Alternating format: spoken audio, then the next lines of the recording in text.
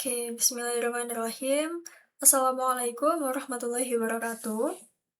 Perkenalkan, nama saya Virgin Ardi Hirataruna dengan NIM 24050110249 dari kelas Statistik 2B.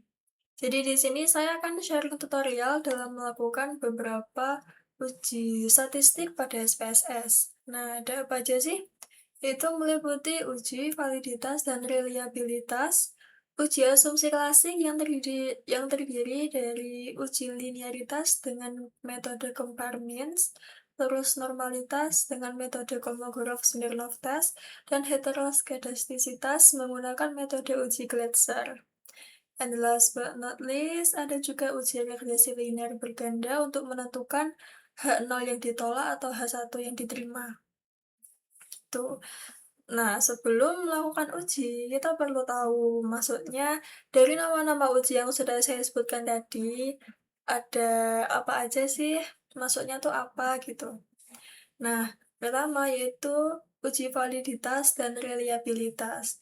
Uji validitas digunakan untuk mengetahui apakah setiap pertanyaan atau indikator dalam kuesioner valid atau tidak. Nah, dikatakan valid apabila nilai R hitung lebih besar dari nilai R tabel, atau nilai signifikansinya kurang dari 0,05.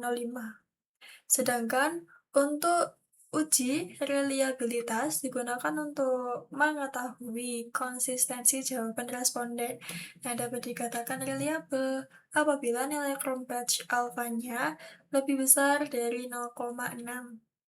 Selanjutnya, ada uji asumsi klasik, yaitu yang pertama ada uji linearitas dengan metode compare means. Nah, uji linearitas ini bertujuan untuk mengetahui apakah hubungan antara variabel independen dan variabel dependen itu bersifat linear atau tidak. Nah, hubungan dikatakan linear apabila nilai signifikansi pada deviation from linearity lebih besar dari 0,05. Terus yang kedua, ada uji normalitas dengan metode Kolmogorov-Smirnov test.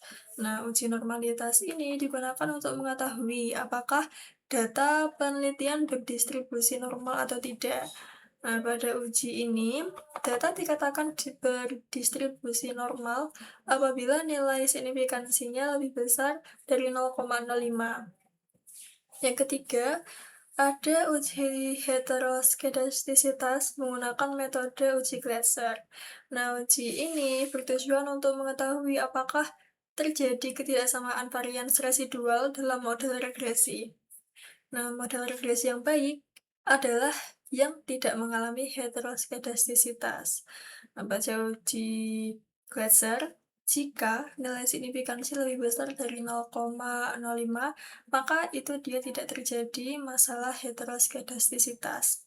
Yang terakhir ada uji linear, yang terakhir ada uji regresi linear berganda.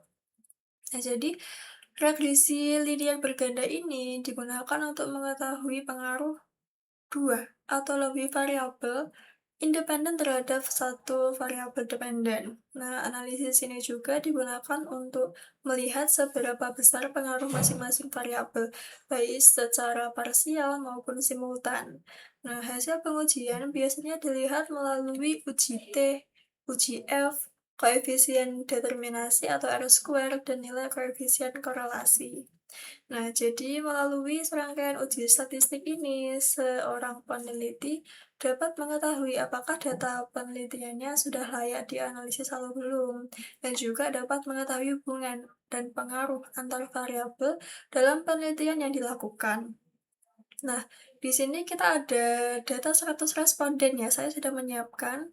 Nah, sebelum itu kita perlu tahu nih, bagaimana sih bunyi hipotesis dalam pengujian data ini. Jadi yang pertama ada hipotesis hubungan parsial, itu dia satu-satu dipecah gitu. H0 dari X1, analisis progal living tidak berpengaruh signifikan terhadap happiness. H1-nya, analisis progal living berpengaruh signifikan terhadap happiness. Terus H0 untuk X2, analisis minimalism tidak berpengaruh signifikan terhadap happiness. H2-nya, analisis minimalism berpengaruh signifikan terhadap happiness. Terus H0 untuk X3, analisis financial well-being tidak berpengaruh signifikan terhadap happiness. H3-nya, analisis financial well-being berpengaruh signifikan terhadap happiness. Nah, ada juga hipotesis hubungan simultan, jadi dia jadi satu gitu. Bunyinya H0 adalah analisis frugal living, minimalism, dan financial well-being tidak berpengaruh signifikan terhadap happiness. H4-nya, analisis frugal living, minimalism, dan financial well-being berpengaruh signifikan terhadap happiness. Oke, langsung saja ya kita running datanya. Bentar, saya siapkan. Oke, ini. Ini ada data 100 responden. Sudah saya total juga per variabel untuk memudahkan kita dalam running data. Dan jangan lupa di sini ya, desimalnya pastikan 0 dan juga measurenya scale semua. Oke, udah. Langsung saja kita uji yang pertama, yaitu uji validitas. Caranya adalah klik Analyze, Correlate, Bivariate. Nah, ini ya, kita masukkan per variabel. Yang pertama, frugal living 1, 2, 3, 4. Ini item pernyataannya. Terus masukkan juga totalnya tadi yang sudah di total. Gitu. Terus di sini pastikan correlation coefficient centang persen, terus test of significance, centang total, dan juga ini juga dicentang. Flag significant correlation. Kita klik OK. Nah, ini ya, sudah masuk. Oke. Itu baru satu variabel. Kita perlu semua variabel diuji. Ini tadi caranya sama, yaitu klik Analyze, Correlate, Bivariate. Ini sudah. Setelah itu ganti ini ya, minimalism. Dicek, jangan lupa masukkan totalnya juga. Nah, ini sudah tadi. Klik OK. Terus lagi Analyze, Correlate, Bivariate.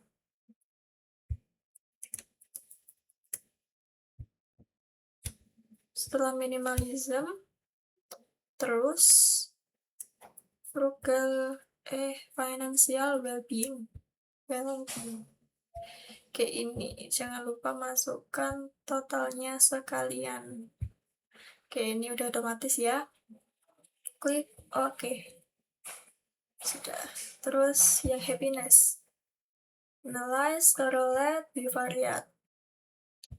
Ini dikembalikan dulu.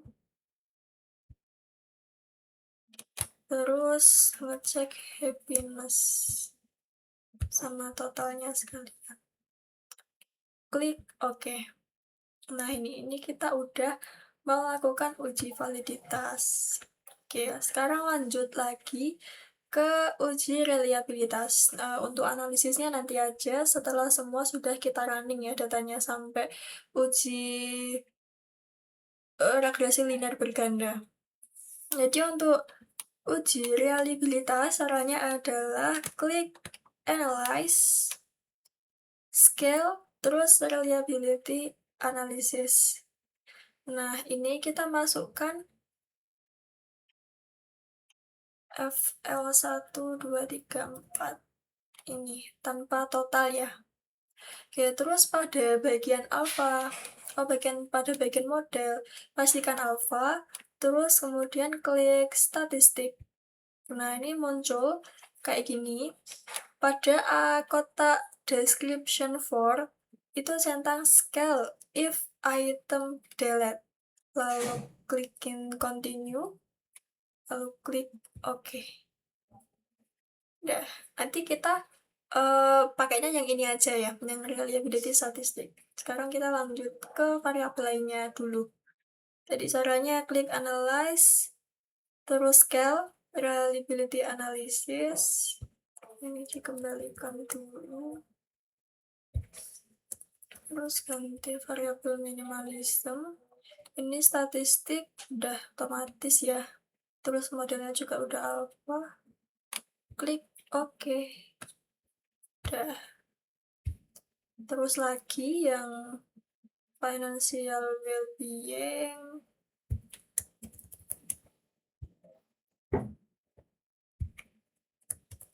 oke. Ini yang tadi udah otomatis nih, alpha udah. Lagi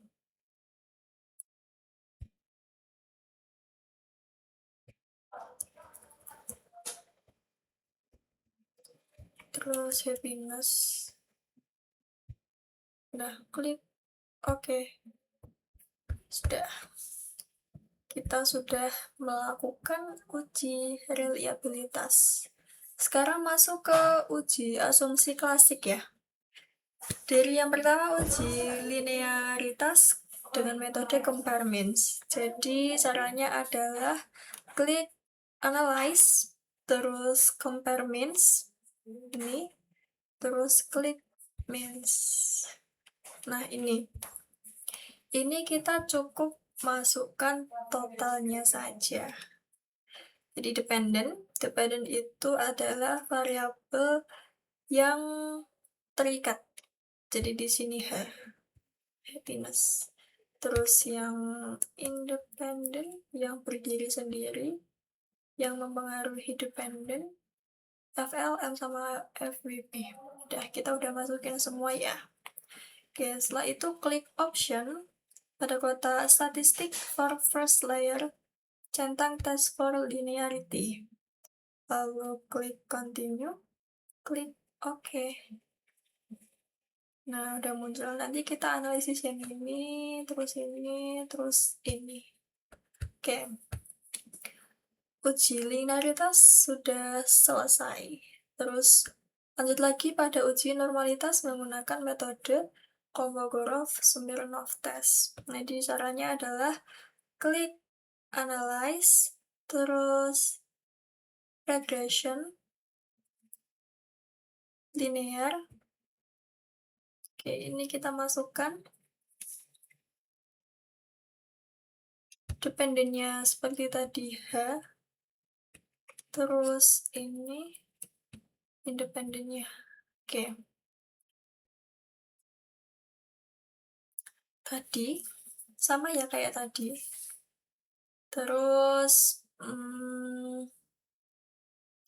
pada save centang unstandardized pada kotak residual ini ya, yang residual unstandardized, klik continue, lalu OK. Nah, kita lanjut lagi, analyze, non-parametric test, ini, klik legasi dialog, yang satu sampel KS, ini. Nah, masukkan ini, unstandardized residual 1.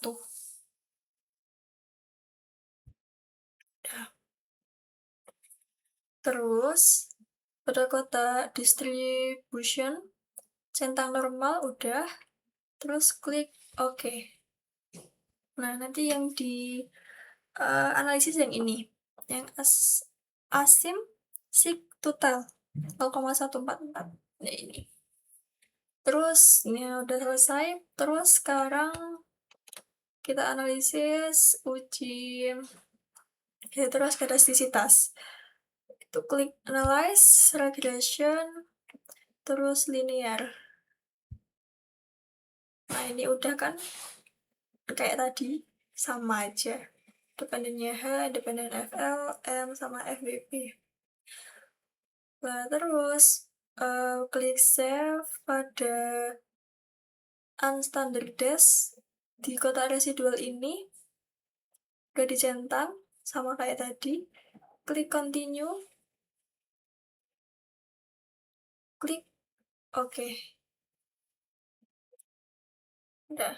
Terus lagi klik menu transform, terus compute variable, Nah, pada kotak target variabel ini, kita isikan ABS res. Terus ini, ketikkan ABS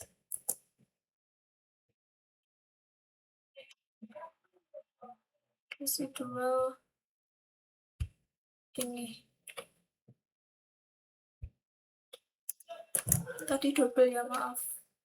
Yang ABS residual satu aslinya sama aja, cuman ya kita pakai data awal aja, soalnya sama aja kayak tadi. Oke. Klik oke. Nah, udah. Setelah itu kita akan menu analyze, terus regression, terus linear. Nah, pada kolom dependent ini ganti dengan ABS res tadi. Klik save. Pada kotak residual, hilangkan centang pada unstandardized. Terus klik continue, klik OK. Sudah. Nanti yang dianalisis yang ini ya. Oke. Terus sudah selesai. Setelah itu lanjut ke uji regresi linear berganda untuk menentukan hipotesis mana yang diterima. Oke, caranya adalah klik analyze regression linear. Terus pada variabel variabel kotak dependent ini isikan variabel Y. Oke, nah pada bagian statistik, centang estimate ini, centang estimate, terus model fit, lalu klik continue, lalu klik OK. Sudah.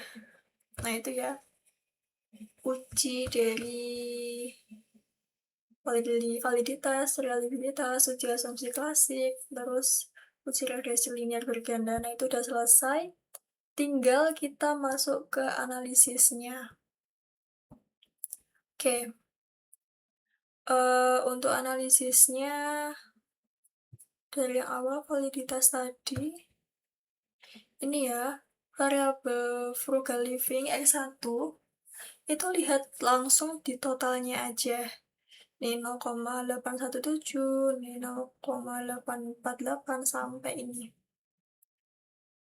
Terus signifikansi totalnya 0,00 maka 0 semua. Nah, berdasarkan output ini, diperoleh seluruh item pernyataan memiliki nilai R hitung lebih besar dari R tabelnya. Nah, R tabelnya kan 0,1966. Nah, itu kan lebih besar dari ini. Jadi, itu dikatakan valid. Dan juga untuk nilai signifikansinya ini, semua lebih kecil dari 0,05. Jadi, valid juga. Itu untuk variabel yang frugal living. Yang minimalism juga sama. Ini kan juga dia lebih besar dari R tabel, yaitu 0,1966. Terus nilai signifikansinya juga lebih kecil dari 0,05. Jadi dia valid. Ini juga sama. Ini dia lebih besar dari nilai R tabel, terus ini juga dia lebih kecil dari nilai signifikansi yang 0,05. Jadi dia dikatakan valid juga. Untuk variabel happiness juga sama ya. Ini dilihat dari sini aja udah ketahuan bahwa dia tuh lebih besar dari R tabel, dan juga ini nilai signifikansinya lebih kecil daripada 0,05. Jadi semua variabel dikatakan valid dan bisa melakukan analisis pada uji selanjutnya. Nggak perlu kayak dihilangkan variabelnya, soalnya kan valid semua kan. Tapi nanti kalau ada yang tidak valid, wajib di cross check atau dihilangkan variabelnya, atau bisa men-share kuesioner lagi gitu. Nah, ini ini ada uji reliabilitas pada variabel frugal living. Nah, di sini diketahui Chrome batch alfanya 0,851. Nah, itu kan dia lebih besar dari 0,6. Jadi dia dikatakan sudah reliable. Nah, ini juga sama ya, lebih besar dari 0,6. Jadi dia reliable juga. Ini juga sama, yang FBB dia lebih besar dari 0,6 jadi dia reliable. Terus ini happiness juga sama, lebih besar dari 0,6 jadi semua variabel dikatakan reliable. Oke, setelah itu kita masuk ke uji asumsi klasik yang linearitas compare means. Nah, kita cari yang ANOVA table. Nah, ini ya, ANOVA table kita lihat ini signifikansinya 0,001, 0,000, terus 0,07 ini kita lihat. Nah, di sini berdasarkan nilai signifikansi hubungan antara happiness dan juga frugal living, dia dikatakan memiliki hubungan yang linear secara signifikan antara keduanya. Soalnya nilai signifikansinya ini yang 0,07 dia lebih besar dari 0,05.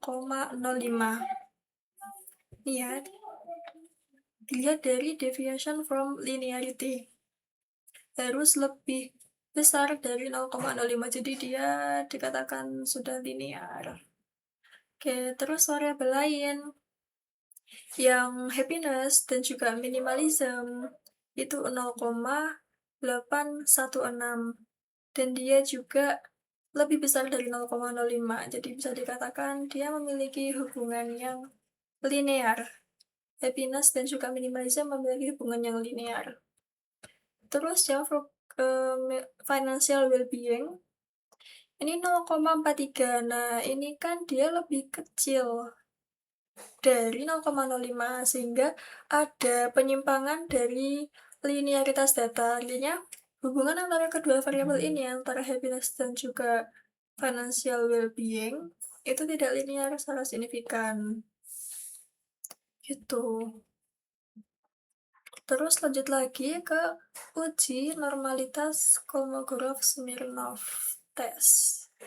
Jadi di sini kita lihat di ini NPAR test one sample Kolmogorov-Smirnov test. Ini kita lihat di nilai ini same sig total. Jadi ini 0,144. Nah, kesimpulannya nilai SM sama dengan 0,144 ini karena dia lebih besar dari 0,05, jadi dia dikatakan datanya sudah berdistribusi normal, sudah aman dia gitu. Terus lanjut lagi ke uji heteroskedastisitas dengan menggunakan uji Glasser. Kita cari yang dia sudah dihitung sama BS Trust tadi. Nah, ini ya. Nah, ini berdasarkan output ini signifikansi frugal living 0,178, minimalism 0,18, terus financial well-being 0,457.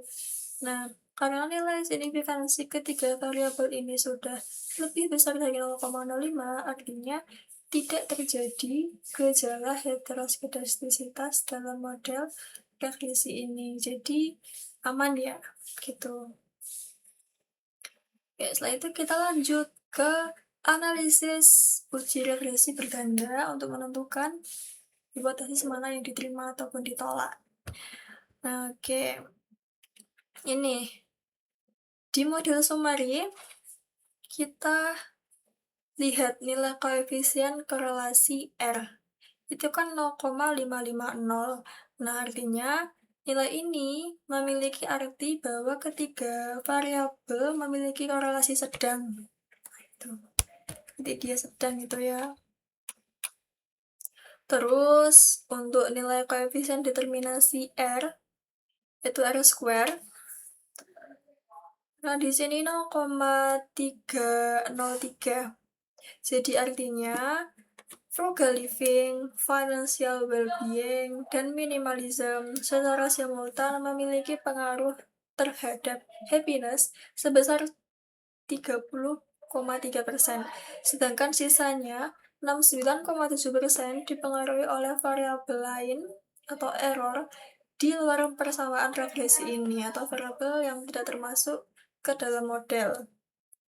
Oke. Terus lanjut ke uji F, uji kehandalan model. Oke, kita lihat.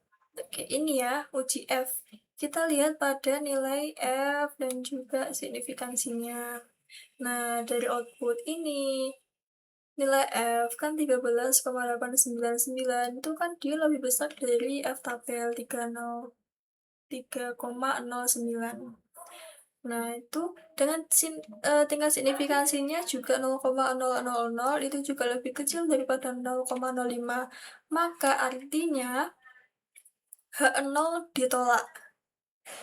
Jadi,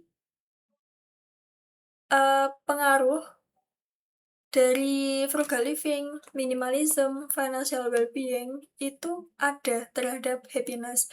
Sehingga model regresi ini layak digunakan untuk memprediksi variabel happiness. Jadi H4-nya tadi ya yang dia simultan itu diterima, yang H0-nya ditolak. Oke. Terus lanjut ke uji T atau uji parsial, uji kelayakan model. Jadi nanti hipotesisnya yang digunakan itu yang satu-satu. Oke. Ini ya, pakai nilai T sama signifikansi. Nah, di sini FL itu kan frugal living itu kan nilai T-nya 1,991, terus signifikansinya 0,049. Nah, kita beda satu-satu ya, karena dia parsial gitu, harus satu-satu, nggak kayak yang uji F yang langsung simultan. Oke, yang pertama, variabel FL atau frugal living.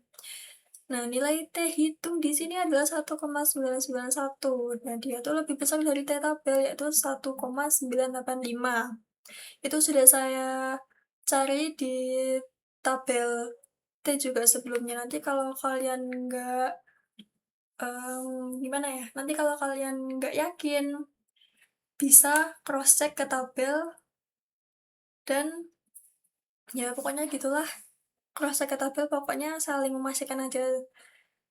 Oke, karena dia lebih besar dari T tabel dan juga nilai signifikansinya dia lebih kecil dari 0,05, ya kan? Karena kan 0,049 kan lebih kecil daripada 0,05.